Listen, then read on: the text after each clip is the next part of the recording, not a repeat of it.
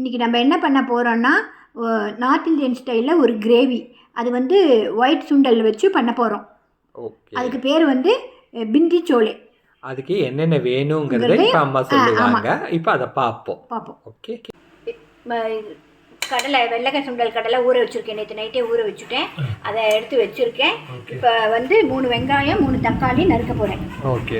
நறுக்கி அதில் போட போகிறேன். ஓகே. 3 வெங்காயம் 3 தக்காளியும் நறுக்கி பெருசாகவே நம்ம நறுக்கிக்கலாம். வேக தானே போடுறோம். ஆமாம், அதனால நான் கட் பண்ணிக்கிறேன். 3 வெங்காயம் 3 தக்காளி. ஓகே. அப்புறம் பச்சை மிளகாய் 4. ஆமாம், அதை அப்படியே போட்டுடலாம். அது பிரச்சனை இல்லை. ஓகே.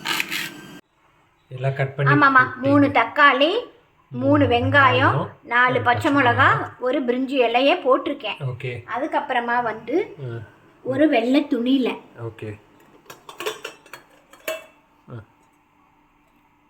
ஒரு மொக்கு பிரியாணிக்கு போடுறது. ஓகே. அப்புறமா குட்டியாக இருக்கிறதுனால 2 பிரிஞ்சி இலை போடுறேன். ஒரு பட்டை துண்டு, அப்புறம் 5 ஏலக்காய், 4 கிராம்பு. ஓகே. இதோட இதுக்கு வந்து நம்ம கலரெல்லாம் சேர்க்கறது இல்லை, அதனால கொஞ்சமாக டீ தூளா? ஆமாம், கலருக்கு ஃப்ளேவருக்கு. நாம் எப்படி குழம்புக்கெல்லாம் மஞ்சள் தூள் எல்லாம் போடுவோம்ல, இதுக்கு வந்து ஃப்ளேவரே கிடையாது. இதுதான் போடணும். என்னமோ சொல்கிறீங்க. இல்லை நல்லா தான் இருக்கும். நான் சாப்பிட்டேன்ல, அதனால தான் பண்ணுறேன். சூப்பராக இருக்கும். நீ சாப்பிட்டதில்லை, துணி கொஞ்சம் பெருசாக போயிட்டு. ஓகே. இதோட ஃப்ளேவர் மட்டும் நமக்கு இறங்கணும் உள்ள. Okay okay okay. அதனால இதை வந்து நம்ம இப்படியே போட்டு மேலாக வச்சுட்டோம்னாக்கா அது இறங்கிக்கும். அது வேக இது இறங்கிக்கும். ஆமாம், துணியை ஏன் வேஸ்ட்டாக கட் பண்ணுவானேன்னு இப்படியே வைக்கிறேன். ஓகேம்மா. ஓகே. முடிச்சு போட்டிருக்கேன். ஓகே. முடிச்சு போட்டு மேலாக வச்சுட்டா அந்த எசன்ஸ் எல்லாம் உள்ளே இறங்கிடும்.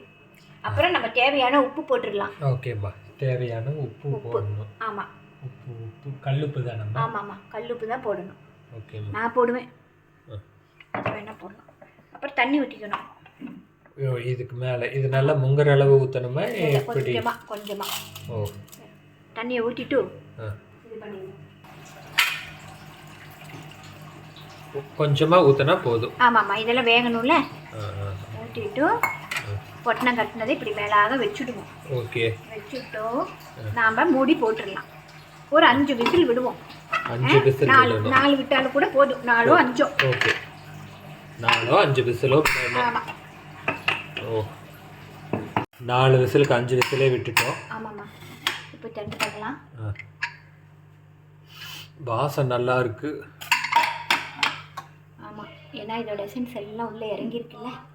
ஆமாம், அது வாசமே சூப்பராக பசி தூண்டுறது. நல்லா இதை புளிஞ்சுக்கணுமா? ஆமாம்மா, அவ்வளோதான். ஓகே. இதை வந்து லேசாக கடையணும். ஓ, இதை கடைய போகிறீங்க இப்போ? ஓகே. லைட்டாக அப்படியே தட்டி விடணும். எப்படி? ரொம்ப இது பண்ணக்கூடாது, லேசாக. ஆமாம், தக்காளி எல்லாம் இதாகணும்ல, அந்த ஸ்மாஷ் பண்ணுறதுக்காக இது பண்ண போகிறீங்க இல்லையா? ஆமாம்மா. ஓகேம்மா.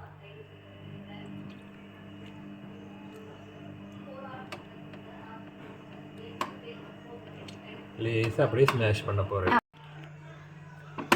நல்லா அப்படியே தக்காளி மட்டும் ஸ்மாஷ் பண்ண. தக்காளி இதெல்லாம் லைட்டாக அப்படியே ரொம்ப மெதுவாக அழுத்தாமல் பண்ணணும் இல்லையாம்மா? அழுத்தலாம். அப்போ தானே அது ஒன்றும் சுண்டல் ஒன்றும் அவ்வளோ ஆகாது. லைட்டாக. ஆமாம், போதும். ஓகே. கடைஞ்சிட்டு நல்லா கடைஞ்சிட்டு என்ன பண்ணணுமா? கொத்தமல்லி தூள் போடுறேன். ஓ, கடைஞ்சி முடிச்சுட்டு கொத்தமல்லி தூள் போடுறீங்க? கொத்தமல்லி தூள். ஓகே. அப்புறம் காரத்துக்கு ஒரு 2 ஸ்பூன். இது குட்டி ஸ்பூன், ஒரு டீஸ்பூன் வச்சுக்கோ. ஓகே. இது 2 டீஸ்பூன் போடுறேன். இதில் மிளகாய் தூள். ஆமாம், மிளகாய் தூள் 2. ஓகே. மல்லித்தூள், மிளகாய் தூள் போடுறீங்க. போட்டு கலந்து விடலாம். நல்லா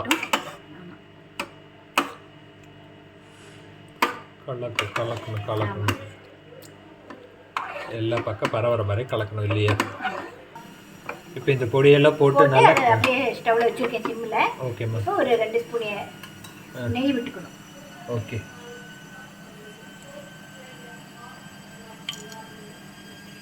நல்லா 2 ஸ்பூன் நெய் வேணும்.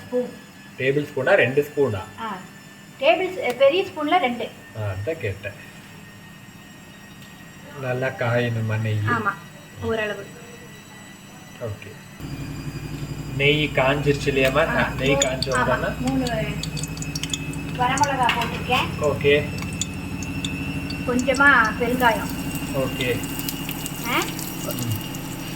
பெருங்காயத்துக்கும் நெய் வாசத்துக்கும் கம கமன் இருக்கு. இஞ்சி. ஓகே, இஞ்சி. ஓகே. அப்புறமா அரை ஸ்பூன் மிளகாய் தூள் இதில். ஓகே, 1 ஸ்பூன் போட்டுக்கேன். அரை ஸ்பூனா 1 ஸ்பூனா? இது 1 ஸ்பூன். 1 ஸ்பூன் பெரிய ஸ்பூன்ல இது அரை ஸ்பூன் மிளகாய் தூள் போட்டிருக்கீங்க நெய்யில். ஓகே. அப்புறம் இதை ஆஃப் பண்ணிடலாம். இதை ஆஃப் பண்ணிட வேண்டியது தான். அப்போ தான், இல்லைன்னா இது கருகிடும். Okay okay okay. இனி நல்லா கிளற வேண்டியது தான். தெளிக்கும்.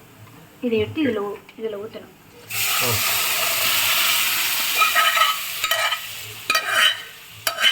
கொஞ்சம் ஃபேன் போட்டுக்கலாம். ஆமாம், கண்டிப்பாக.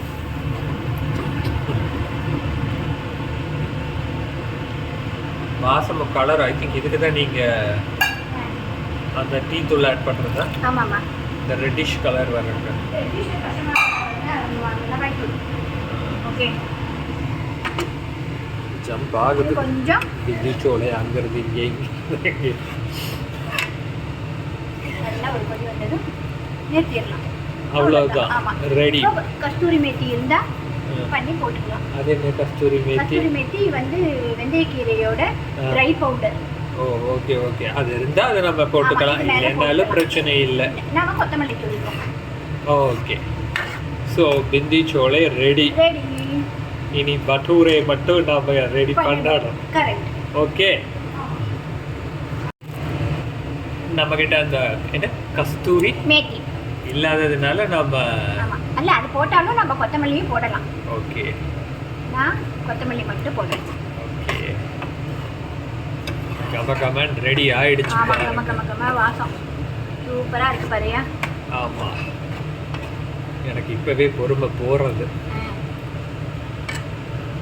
இனியும் இருந்தாலும் வெயிட் பண்ணணும். ஆமாம்மா, இப்போ உடனே தேய்ச்சிடலாம். ஓகே.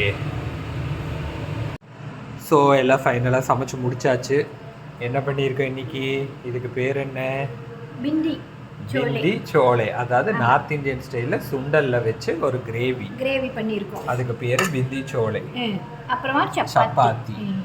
அப்புறம் சாப்பிட்டோம்னா சாப்பிட ஸ்வீட். இதுக்கு வந்து நம்ம பூரி பண்ணிக்கணும். பிந்தி சோலை பட்டோரேங்கிற பூரி பண்ணணும். நீ பூரி வேண்டாம் சொன்னதுனால நான் chapati. Okay, no issue. Okay, நீங்களும் இதே மாதிரி இப்போ இதோட ரெசிபி பண்ணியிருக்கோம். சூப்பராக இருக்குது. நீங்கள் பூரி பண்ணுங்க, பண்ணி காமிக்கிறோம். ஓகே, இன்னொரு வீடியோவில் பார்க்கலாம். பாய்.